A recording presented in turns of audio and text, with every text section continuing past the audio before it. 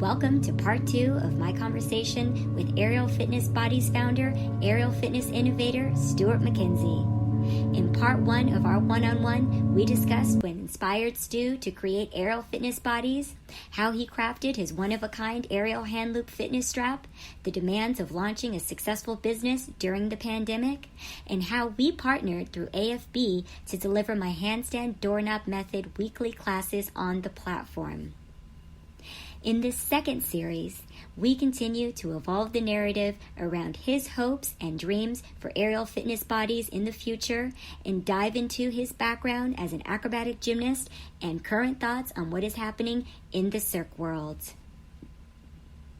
Stu is such a positive life force in the fitness and Cirque world, and my takeaway from our discussion inspired me to share this powerful quote by Marianne Williamson for everyone that is striving to innovate during the pandemic and beyond, and for those who are struggling to find how best to use their talents and gifts during this global shift and wrinkle in time. Our deepest fear is not that we are inadequate. Our deepest fear is that we are powerful beyond measure. It is our light, not our darkness, that most frightens us. We ask ourselves, who am I to be brilliant, gorgeous, talented, fabulous? Actually, who are you not to be? You are a child of God. Your playing small does not serve the world. There's nothing enlightened about shrinking so that other people won't feel insecure around you. We are all meant to shine as children do. We were born to make manifest the glory of God that is within us. It's not just in some of us, it's in everyone. And as we let our own light shine, we unconsciously give other people permission to do the same. As we are liberated from our own fear, our presence automatically liberates others. And now, back to my conversation with Aerial Fitness Bodies founder, Stu McKenzie.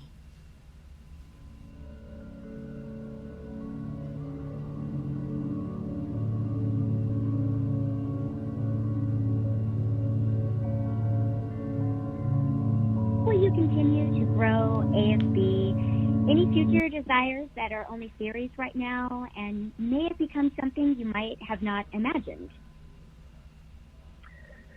Yeah, I think it's already become something I didn't imagine in being very grateful to having partnered up with my business partner, Arthur, who's actually a straps artist as well. I was actually coaching him.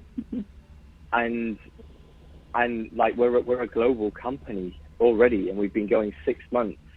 And we haven't even I'm still feel I'm still developing the ideas I have. And so, I mean, I think I'm really looking to continue to provide an opportunity for, firstly, my community, the Cirque performers, my friends, to be able to train backstage, on tour at home, on their tour breaks, basically just maintenance for training. And ideally, I would like to kind of build some sort of virtual circus empire for coaches like yourself, that they can provide a platform so they can coach their clients online. So, because most of us, our clients aren't all in LA or aren't all in New York. Most of us have clients that are pretty spread out. So it's just providing an opportunity so you can still maintain their classes and create workshops, and then create programs, and then link it to a program page, which we're developing with AFB now. So we're going to have the actual straps, then we've got the classes, the workshops, specialized coaches like yourself, and then a program page, and it can all link together. So then we can really offer clients a full package, whether they're handstands, their straps, their bodyweight specialists, and then integrating it with what we're doing now with your podcast. And yeah, I just want to, like I say, I want to give back to not only artists but coaches too, to support each other. And this, I've really learned this from this time as well, because you've seen, being at the lowest of the low, how much people are struggling and how much people need this right now.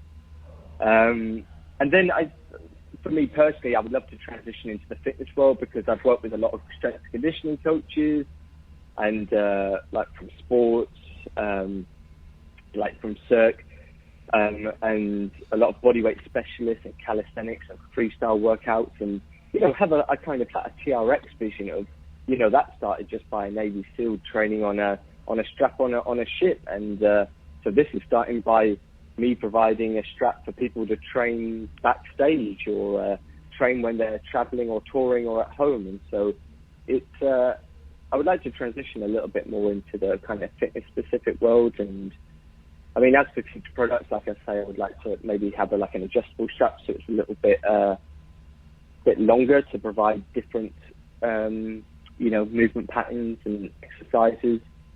And for me personally, I'm always learning new coaching techniques and educating myself to become more knowledgeable, to provide more information for our community. I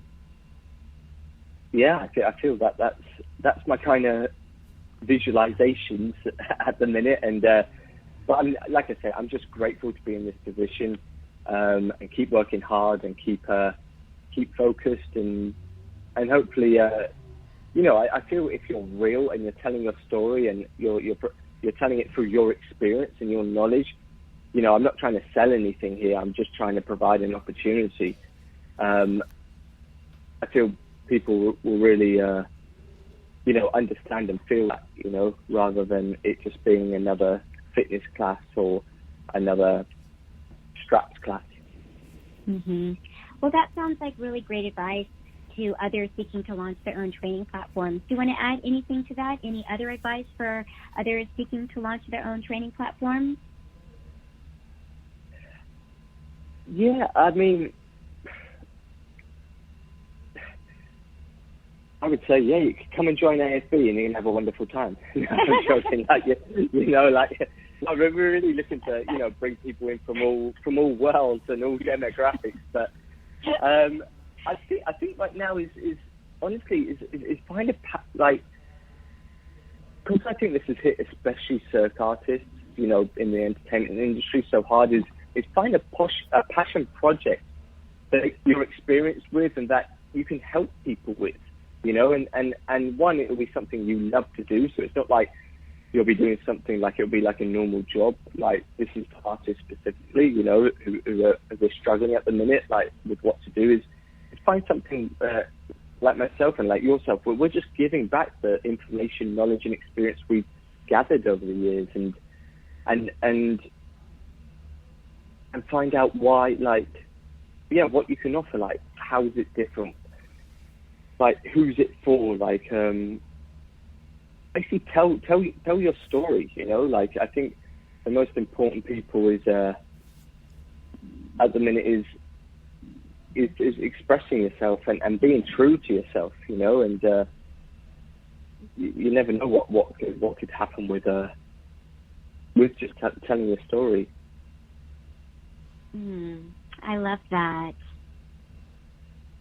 Well, you have worked extensively for Cirque Du Soleil, and I was thinking you must have some strong thoughts about the current situation involving its economic collapse and leaving its artists without essential pay for their work. Do you know artists personally affected? And if you do, how are they coping? How are they managing? And what is just your overall perspective about that? Yeah, it's a tricky one, because obviously, pretty much all my friends that are in Cirque and other companies have been hugely affected, and it's right now it's not a fun situation to be with, because basically everybody's just waiting to hear when their show's going to go back or what's going to happen. And it's very dependent on your situation. To be honest, it's for people on tour, like my Kurios friends and artists and colleagues, and my Kooza artists and colleagues, they're being all sent home with no pay, but they're having issues because they can't get unemployment or they can't get any benefits because they don't work there. And they've got, the guy Vitali, who I flew with on Kurios, he's got a wife and 2 kids, but he can't get unemployment. He's back in Vegas and he doesn't know what's going to be next. They don't know when they're going back. At the minute, it could be next year, and so it's very unsettling. I mean, in Vegas, I think in Vegas is a little bit easier because, you know, you do have your own home and family, and most people can get unemployment in Vegas. But again, you know, when are people going to come back to shows in Vegas, you know, or the audiences to come back? And for things like directors and coaches, I know a lot of directors and coaches have been more in the freelance area that are still waiting to get paid for jobs they've already done, which is really, really not fair. And the freelance world, I mean, I think the freelance world will happen with the resident shows. I think the freelance world could come back a little bit sooner than, say, touring shows. But yeah, it's not a fun situation to be with. And I mean, if we're talking more specific circuits, I think just the new owners, you know, it's obvious that their focus is, you know, it's a business and they want to make money rather than, you know, looking after the artists or, you know, or the show quality, which is really sad. But I mean, you know, there's a different article out each day, and it looks like he might be buying it back. And so if he does, I'm sure he's going to be full in for the artists and the shows and stuff. So hopefully that will be amazing, you know, and everybody would love that.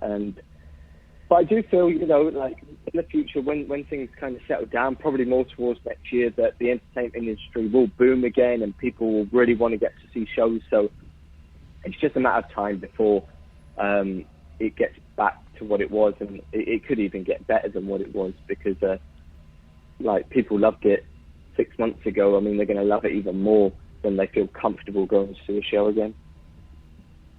Yes, we are all looking forward to it, and I know that people are also looking forward to it. Those are beautiful insights that you've given us. I wanted to talk a little bit towards the end of our interview now about your acrobatic gymnastics career. You competed for a long time. You've been a circus performer now for a long time. And just as the circus community has been super impacted, the acrobatic gymnastics community has also been very impacted this year with all of their competitions canceled until next year. And I wanted to ask you, what did you love most about competing in acro, and what advice do you have for those who have lost out in their competitive season? Any encouragement for them for the rest of the year? Yeah, I've been talking with my old base coaches, like most of the people I knew in sports acro, all are still coaching now, and it's been really interesting talking with them of how they've been dealing with it. I mean, they've been doing a lot of online work with their flyers, and then with their bases and their middles, just to try and keep them in conditioning, especially if they're, you know, juniors or young senior. It's just I feel people rely on their coach a lot, and more with the weight thing in acrobatics, like we all know, is for the flyers anyway. But I think for me personally, like I love the lifestyle of training, the etiquette, the discipline, the challenges of learning new skills, the successes that came with it, the lows that came with it, and it's just an overall like life lesson. So I think what I would say to the acrobats is the situations happen. There's not much we can do about it right now, but keep positive and keep focused on, you know, that you will get back in the gym, and just focus on patience and more also, it's okay right now to maybe just kind of recover the body a little bit, or pivot the training to maybe learn some skills that, you know, you've always wanted to learn, you know, and focus on different skills, and even look at, you know, things outside of acrobatics, like look at different hobbies and different interests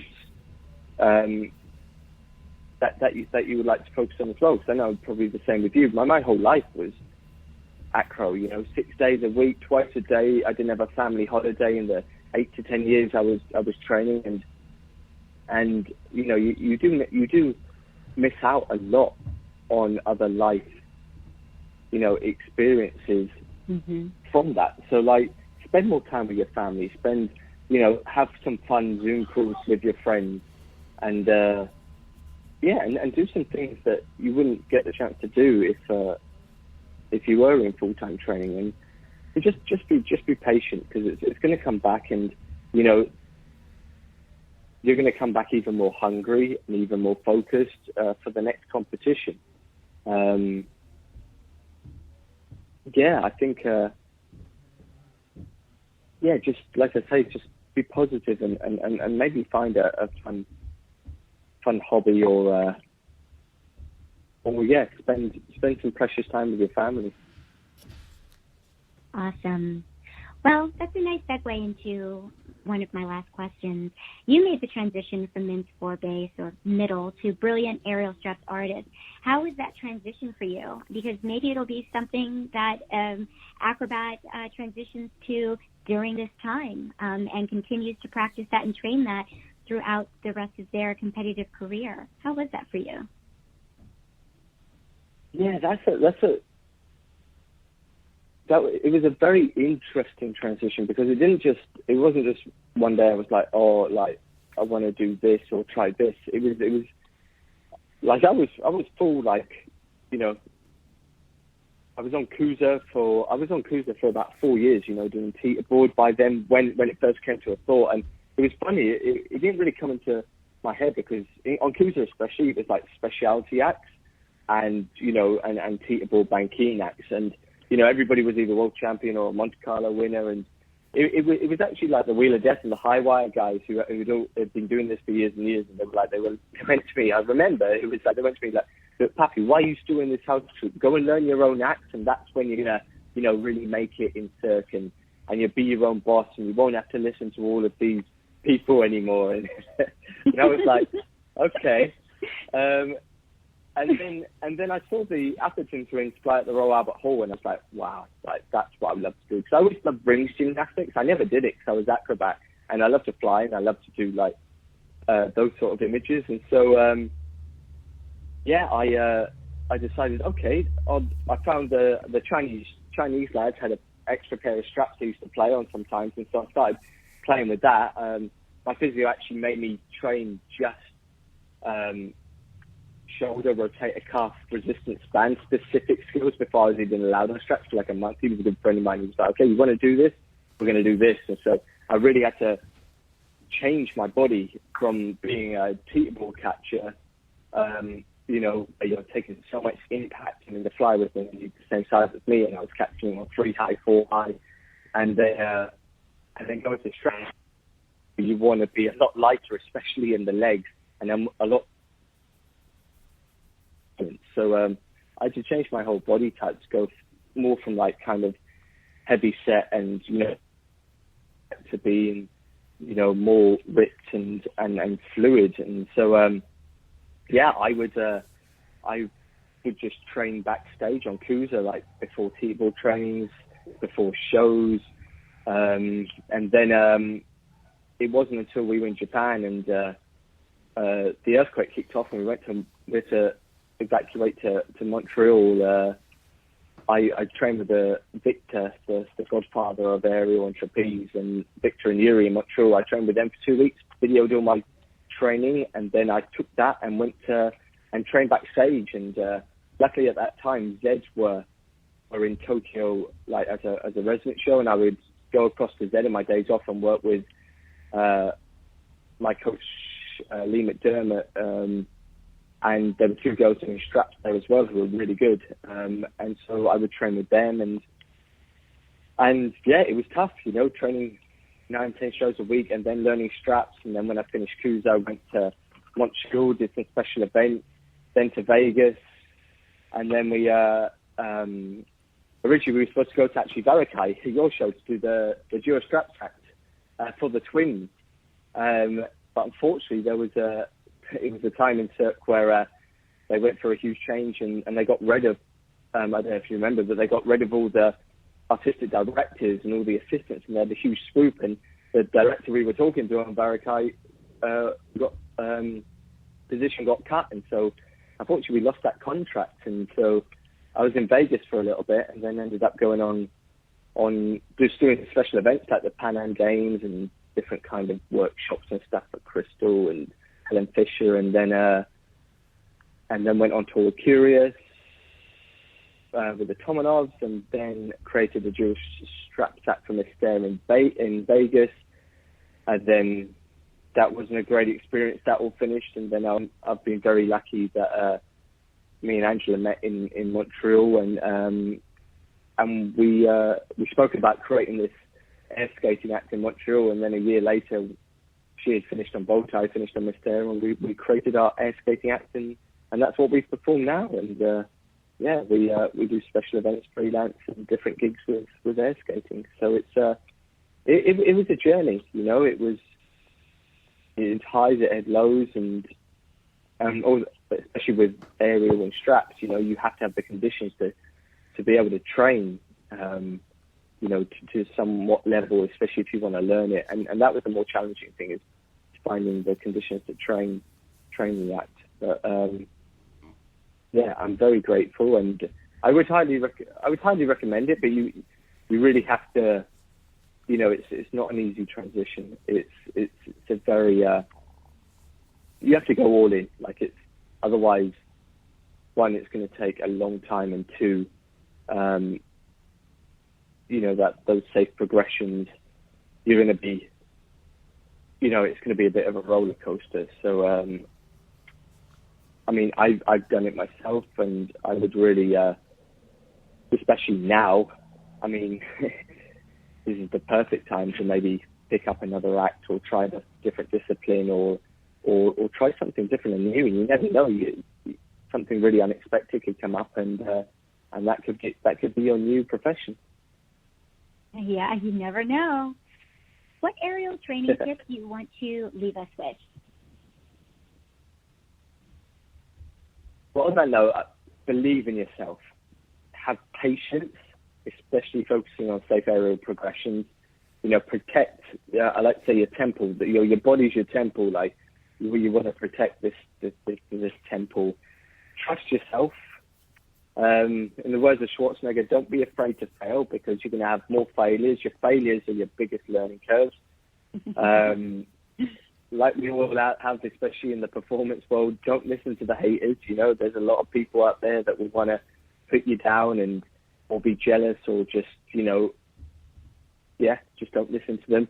And and one of the great quotes I like is like, you're the hero of your own story and journey. You know, you can write your story.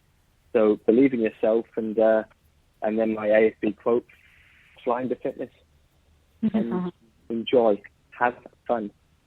That's beautiful. Thank you so much, Stu, for your time today and for all of your aerial poetry that you have given to us throughout this beautiful conversation. I appreciate your time. I appreciate aerialfitnessbodies.com, aerialfitbodies.com, AFB. I appreciate all of the efforts of you and your partner, Arthur. You guys are magic. You've created such a beautiful platform for all of us coaches, and I look forward to growing with you both and to seeing the future of AFB. So until we speak again, stay safe, stay healthy, and thank you so much for taking the time to speak with us on Live Like an Acrobat. Thank you so much, Shenea. My pleasure.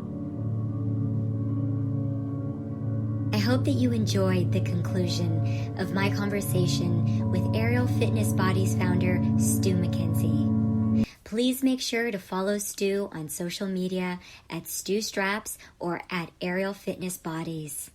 For his upcoming workshops, private session offers, and product launches, please visit aerialfitbodies.com. To close out this episode of Live Like an Acrobat, I want to share a beautiful testimonial from an amazing student from my weekly handstand doorknob class. We asked her about her experiences with taking the weekly class, and here's what she had to say.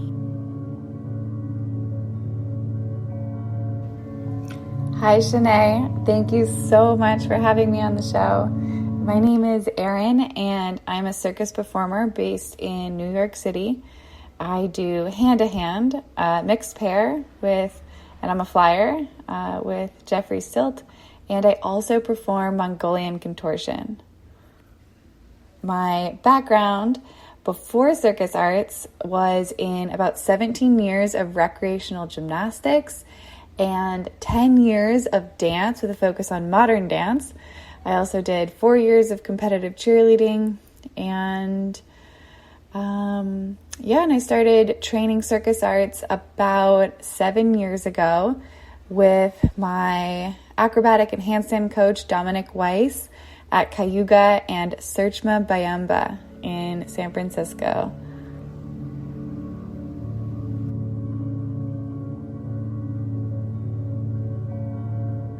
Some of my current specialties in circus arts is shooting a bow and arrow with my feet, also known as foot archery, which I learned in Mongolia with my coach, Cirque.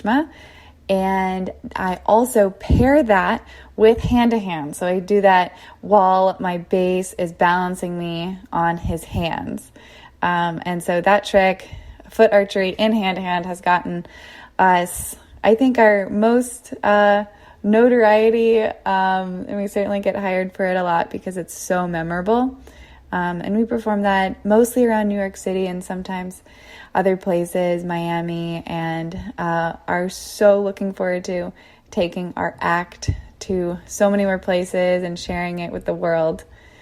Unfortunately, COVID-19 has put a pause on 100% of our performing. I'll share more about that in a bit.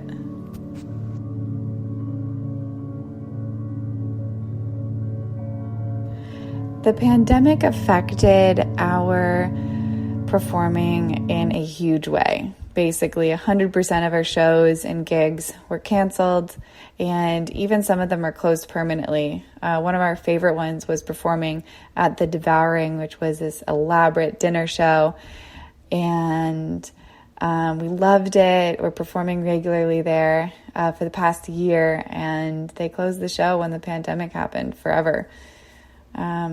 And also, I've got dreams of performing around the world, and I feel like if I'm being really real, I only have a few years left because I want to have kids in a few years. So really wanted to do this while I had the time to prioritize my body and my passion. And so, it was a big bummer, and I'm trying to make the best of it and train as much as I can. But basically 100% of our shows and training were canceled. And it's hard to even train now because I live in a community house with 9 people, and having exposure to other people outside the house is something that not everyone wants to take on. So Jeff and I saw each other in the beginning, but we aren't able to train right now. So right now I'm focusing on my handstands and contortion, which are my solo skills that I can do. So I'm really loving that, but missing hand-to-hand.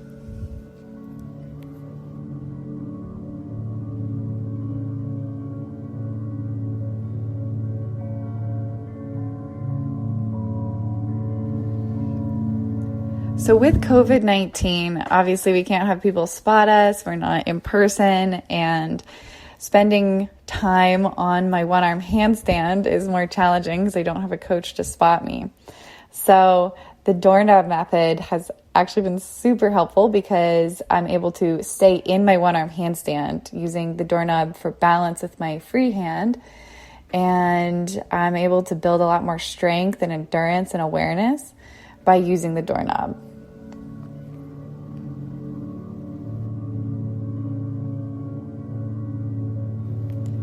My favorite thing about the handstand doorknob classes is, I would say it's Shenea, because something that's really motivating for me is having a coach there who's excited about my progress and is, there for me, watching me, counting the seconds that I'm in my handstand, telling me to hold it. I always wish I had, even more personal motivation to train on my own. But having Shenea there is so helpful. And I show up every week on Sundays and I take the class, So that's been really helpful for me to kick my butt really intensely on our handstand doorknob class days. And then the doorknob is super helpful. It's like a whole hour class on one arm. So I'm able to feel really sore and I work my muscles a ton during class. So yeah, that's been super helpful.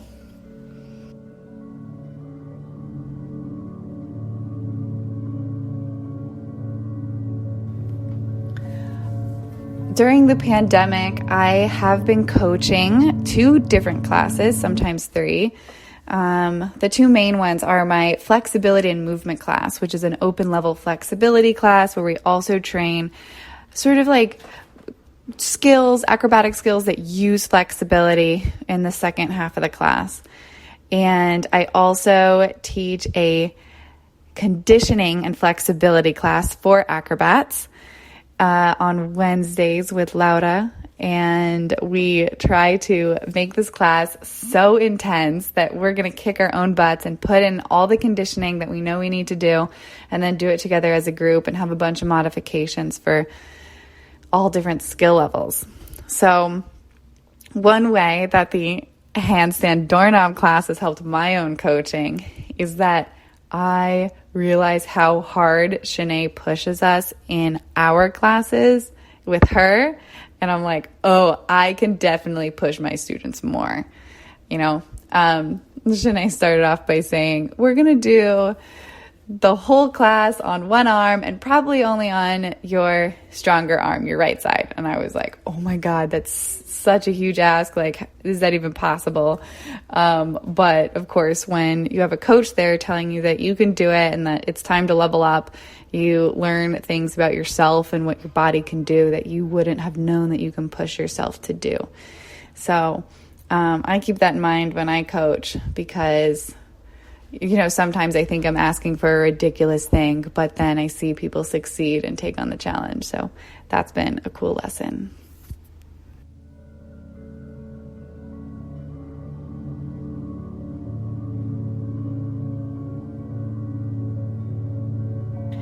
Here is a message to other handstanders who might be interested in the class.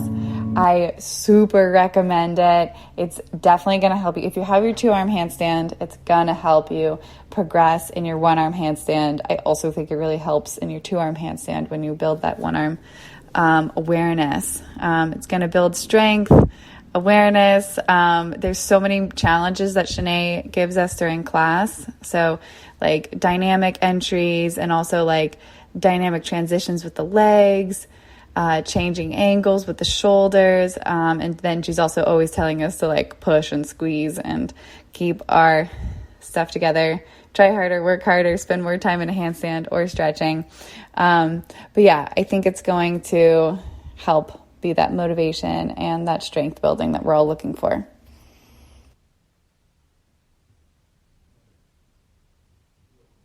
I will leave you with the fabulous comments of my student Aaron and invite you to participate in my Sunday 10 a.m. Pacific Standard Time weekly handstand doorknob classes.